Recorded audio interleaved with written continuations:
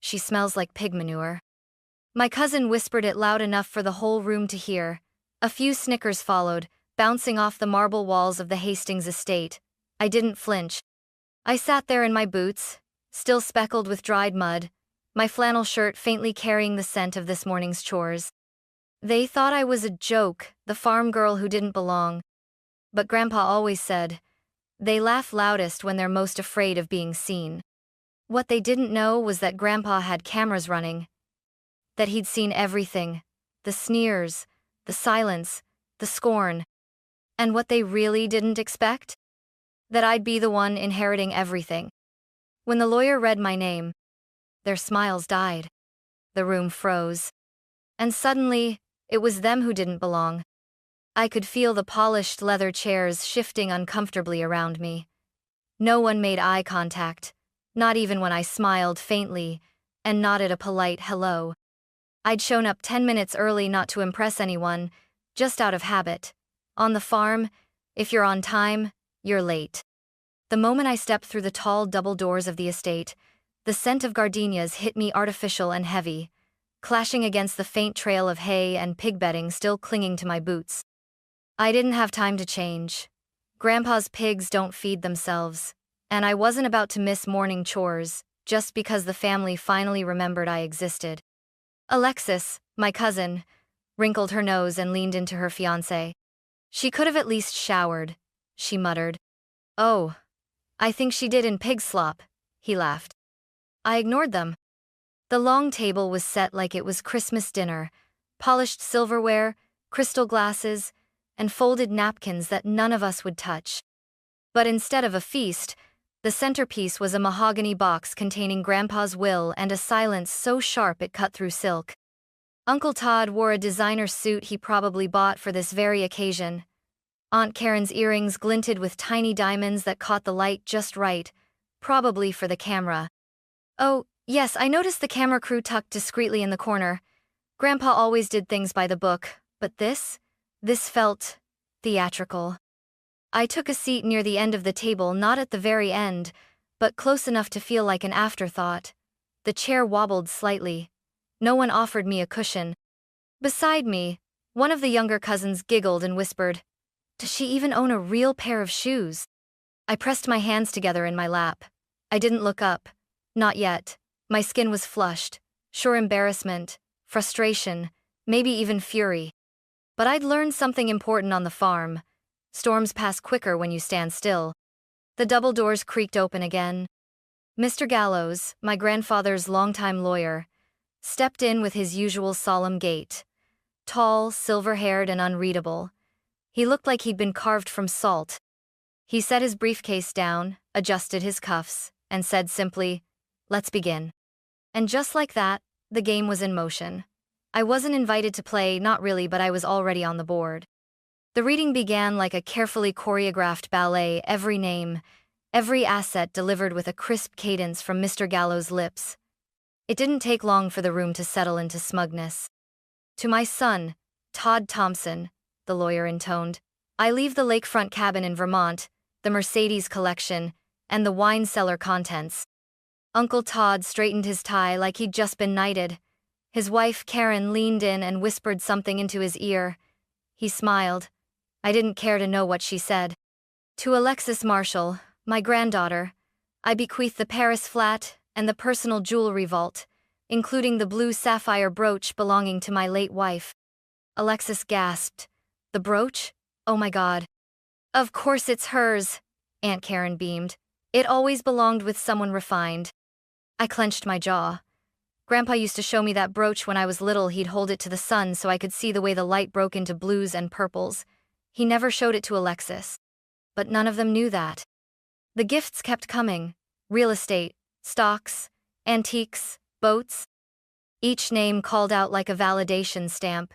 "You are worthy. You are valued. You are loved." My name didn't come. My name didn't even echo in their imaginations. I heard someone chuckle. Then another cousin Derek piped up with a smirk. "Maybe she gets the manure pile. Best suited, right?" More laughter. Mr. Gallows didn't react. He just turned another page. I kept still. my hands folded in my lap like a child in Sunday service. You see, I wasn't surprised. They'd never hidden how they saw me. I was that farm girl. The one who stayed back to shovel stalls while they studied abroad. The one who wore flannel to family dinners instead of silk. The one who never quite looked like she belonged in a family photo. And yet, somehow, I never once missed Grandpa's birthday. When Aunt Karen's dog needed emergency care and no one else was home, I drove 4 hours to help and never got a thank you. When Grandma passed, I was the one who helped dress her for burial. I'd scrubbed her hands clean of dirt from the garden because I knew she would have hated to be remembered with dirty fingernails. But none of that counted. Not to them. Worth, in this room, wore cologne and high heels. It signed deals. It posted vacation photos. It didn't show up with mud on its boots and calloused hands. So when the lawyer cleared his throat again and paused, I knew something was coming. But they didn't. And that made all the difference. They thought they knew Grandpa. They saw the businessman, the landowner, the estate host with a handshake like granite, and a voice made for boardrooms.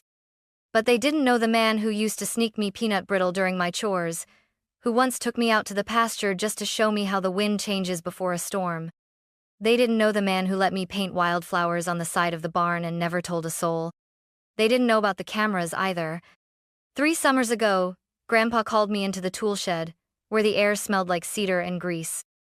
"I've got a little experiment," he'd said, tapping the table. "Help me set up these motion cameras." I blinked. "For what? Coyotes?" "No," he smiled, eyes crinkling. "For people." He placed a tiny black lens into my palm. "You learn a lot about folks when they think no one's watching, especially family." I didn't ask questions. I just helped him wire them discreet little things, tucked under the crown molding in the parlor, behind the books in the sitting room, and even in the chandelier over the dining table. At the time, it felt odd. Now it made perfect sense. I remembered one clip vividly. I'd stumbled on it while checking a storage drive for him. It was Aunt Karen, laughing to Uncle Todd after Christmas dinner. She actually brought sweet potatoes in a foil tray, like a buffet worker. I swear, sometimes I wonder if she's even part of this bloodline. They clinked glasses. That night, Grandpa had been quiet. He didn't say a word. But later, he left a folded napkin on my bedside table. On it, scribbled in his messy block letters, "Let them talk. Their noise is a gift. It tells you who they really are." I kept that napkin in my glove box for months. Now, watching the same people straighten their postures and sip water with tight lips, I realized something. They'd never known Grandpa. Not really. They'd known his presence, not his principles. His money, not his mind. That's why none of them noticed the slight glint of a camera lens tucked into the top corner of the chandelier above us. But I did. I knew every camera in this house. I helped him install most of them. Mr. Gallows flipped to the final page of the will. His voice shifted lower, slower, like something important had just arrived. "There is one final instruction, to be accompanied by a video message." He reached for the small remote. The screen behind him blinked to life. There he was. Grandpa. Wearing his faded flannel, the one with the stitched-up elbow I fixed when I was 14. He leaned slightly toward the camera. "If you're watching this," he said, voice warm but unmistakably clear, "then you're about to see what I saw, not in balance sheets or holiday cards, but in character." And just like that, the temperature in the room dropped. The game was over. And the truth was about to begin. The screen flickered once, then steadied. Grandpa sat behind his desk, hands folded. Not in a suit, just his worn-out barn shirt and that crooked ball cap that said, "Best Crop 2002, but his eyes were sharper than I'd ever seen them. "If you're sitting in that room," he began, "then you probably think you know what's coming. You've measured my worth by acres, stocks, and antiques, but let me tell you something." He leaned forward slightly. "A legacy isn't what you leave people. It's what you leave in people." You could have heard a fork drop. Uncle Todd shifted in his seat. Alexis's fiancé crossed his arms, suddenly less smug. Even Aunt Karen blinked fast, like the air had changed and she didn't know why. Most of you, Grandpa continued, spent more time polishing your image than showing up when it mattered. He paused. But one person always did. I knew it was coming, but still, my throat tightened. She never asked for anything. She showed up early, stayed late, and never once looked down on where she came from. She smelled like dirt because she earned it. Alexis scoffed. Is this supposed to be about Haley Thompson? The lawyer cut in, reading directly from the final page. By directive of Edward Charles Thompson, all remaining assets, including the main estate, farmland holdings, livestock operations, equipment, investment accounts, and the family trust are to be transferred to sole ownership and stewardship of Miss Haley Thompson. A silence fell so hard I felt it press against my skin. Then, chaos. What? Alexis screeched. Absolutely not, Aunt Karen snapped, turning to Mr. Gallows. That girl's not equipped to run a lemonade stand, let alone a trust. She's not even a real adult, Derek blurted. She still lives in a trailer. It's a modular farmhouse, I said, finally lifting my eyes. They all turned to stare at me, like I'd spoken a foreign language. Then Grandpa's voice returned on the screen, stronger now. I know some of you are angry. You think I've made a mistake, but I watched long enough to know who carried this family's values and who just posed with them. He looked into the camera like he was staring down each of them. I made my choice, he said, and you don't have to agree with it. You just have to live with it. The screen faded to black. I sat still. Boots on marble, mud on tile, and suddenly, I wasn't the one who didn't belong. They were. The room cracked open not with sound, but with disbelief. Aunt Karen's pearls rattled against her chest as she leaned forward. You can't be serious, she barked. This is emotional manipulation. Edward was old, confused. Someone must have pressured him. I was with him every Sunday, Uncle Todd added, voice tight. Haley didn't even live here. Alexis slammed her water glass down. This is a farm girl fantasy. You think shoveling pig crap makes you worthy of a legacy? I didn't flinch. I just looked at her makeup flawless, jaw quivering, manicured fingers gripping the table like it might steady her pride. I never asked for any of this, I said. But I didn't have to. He watched. You just never noticed. A beat passed. Then Mr. Gallows cleared his throat again. Per Mr. Thompson's request, there's one more file to be shown. It's marked private, but he instructed it be played publicly, if needed. He tapped the screen. A new video began. This one was different. It wasn't from a desk or a chair.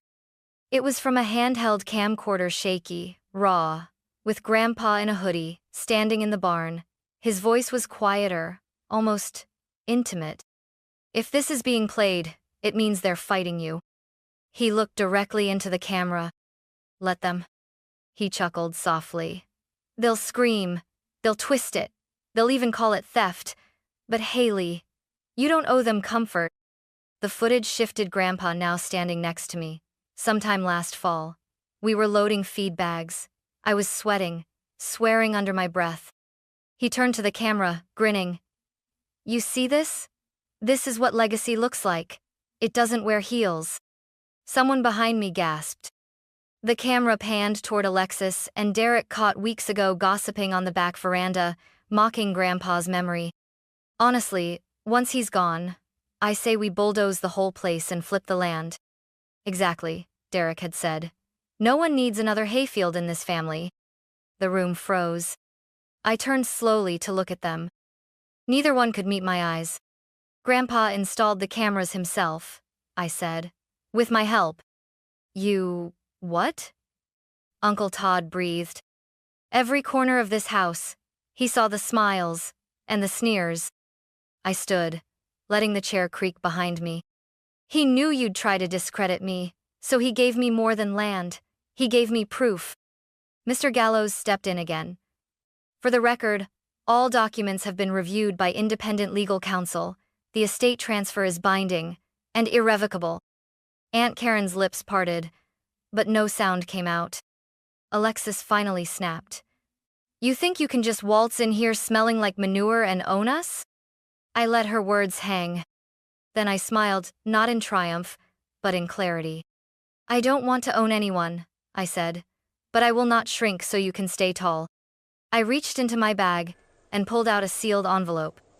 This, I said, laying it flat on the table, is the operational trust agreement Grandpa had me co-author 6 months ago.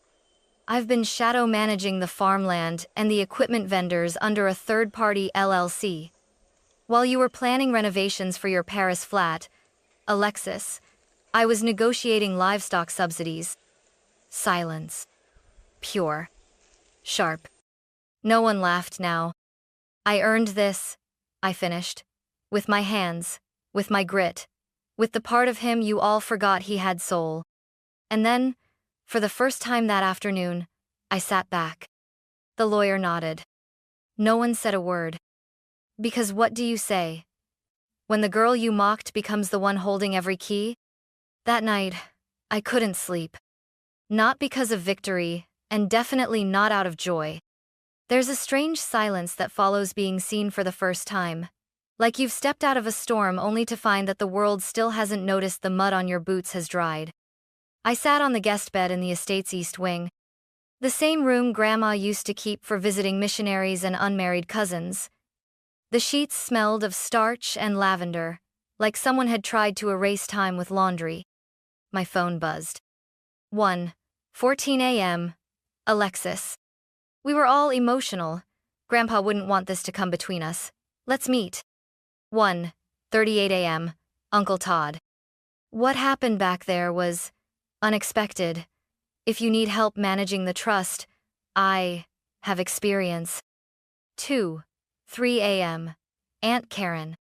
Sweetheart, I think you may be overwhelmed. You should talk to someone, a financial advisor, a real one. And then 2:29 a.m. Grandpa's number lit up.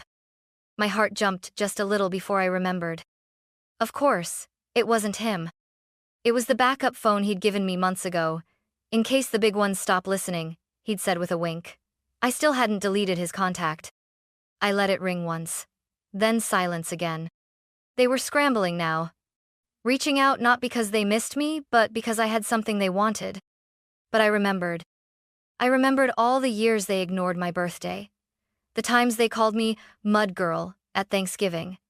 The way Aunt Karen once left hand sanitizer on the table after I hugged her. I remembered. Not in anger but in clarity. Because when people laugh at you long enough, their voices start to echo. You hear them even when they're not there, and you start to believe they're right. But I'd had one voice louder than theirs. Grandpa's. And, even in his absence, he hadn't gone quiet. Earlier that day, I found a letter slipped under my door. It was sealed in thick cream paper with my name just, Haley, in his handwriting. Inside, a note. Kiddo, I knew they'd try to make you feel small again. That's how they keep their chairs high. But don't let kindness become your chain. You've always been strong enough to stand in mud and still see beauty. I pressed the paper to my chest and closed my eyes. They'd laughed. They'd scoffed. They'd tried to bury me in shame. But I hadn't just endured. I'd listened to the silences, to the shifts, to the truth beneath the perfume and pearls. And now? Now they were the ones unsure of their footing. 3 months later, I stood at the edge of the same pasture, where Grandpa once taught me how to mend a fence with baling wire and grit. The wind carried the scent of damp hay and early clover, the smell of home, not humiliation. The estate had changed, but not in the way they feared. I didn't tear down the house. I didn't convert the fields into condos or pave over the garden. I let it breathe. I let it heal. The first thing I did? Reinstate the field workers and support staff. The ones who'd stayed silent for decades while relatives rolled up in convertibles and offered tips like nobles dropping coins. I doubled their salaries. Then I reached out to the Agricultural Youth Foundation, the very one Grandpa used to donate to anonymously, and turned the old hay barn into a community learning center. Every Saturday, teens from rural schools came to learn how to grow things again, with their hands, with pride. They called it the Quiet Academy. I didn't come up with the name. One of the kids did. But I kept it. In the main house, the walls once lined with paintings of fox hunts and oil portraits now bore frames of sketches, photos, and ink prints donated by kids from the program, kids who had never seen their work in a gallery before. The grand dining hall? Now used for monthly meals with local families and seniors, real food, potluck style, with laughter louder than any violin quartet ever played in that room. People started calling me Miss Thompson, with a smile. Not because I asked for it, but because I earned it. The family? They stayed quiet. For a while. I'd received a card in the mail from Aunt Karen, generic, mass-printed, signed only with a typed, "Wishing you well." It smelled faintly of regret, and Chanel No. 5. I didn't answer. Instead, I posted a photo from the first student showcase, a girl named Maya, holding a tomato plant she'd grown from seed. Her hands were covered in soil. Her grin could have lit up the whole estate. That post went viral. Not because of the story, but because people recognized something rare. Truth in dirt. At the next town council meeting, the mayor asked if I wanted to be considered for the Agricultural Development Board. I said I'd think about it and then went back to mucking out a pen because the goats didn't care about titles. And somewhere in all of that, beneath the weight of responsibility and memory, I felt him. Grandpa. In the soil. In the laughter. In the fact that no one asked me if I smelled like pig manure anymore. Because now, I smelled like leadership. It came in a thick cream envelope. The kind they used for wedding invitations or legal summons. The return address was embossed with gold, the family estate's old crest, complete with its soaring eagle and Latin motto no one could ever translate. Inside, the card read, "You are cordially invited to the Thompson family gathering, a time for reconnection, healing, and remembrance." No signature, no handwritten note, just a photo slipped inside.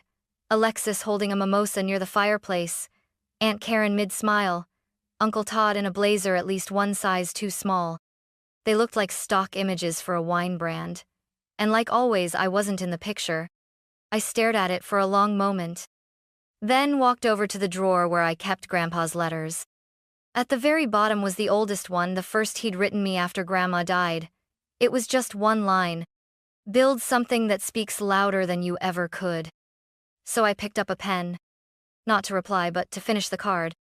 Across the photo, in the quiet space between Alexis's fake smile and Aunt Karen's tilted glass, I wrote, "I was never missing, you just never looked." I slipped the photo back into the envelope. No return address.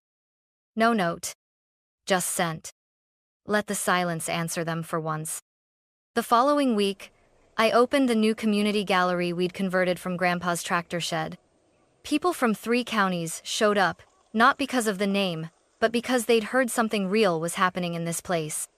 In the back corner was my own piece. A watercolor. A pair of old work boots resting on a porch step. One boot was slightly tilted, dirt caked into the sole. Underneath, the title read, "Worth, Unearthed." I didn't wait for the reviews. I stepped out the side door into the crisp fall wind, the scent of soil and wood smoke curling around me. No scarf, no makeup, just me. And you know what? For the first time in my life, I didn't feel like the girl who had something to prove. I felt like the woman who had already built it with blistered palms, stained shirts, and all. With dirt still under her fingernails.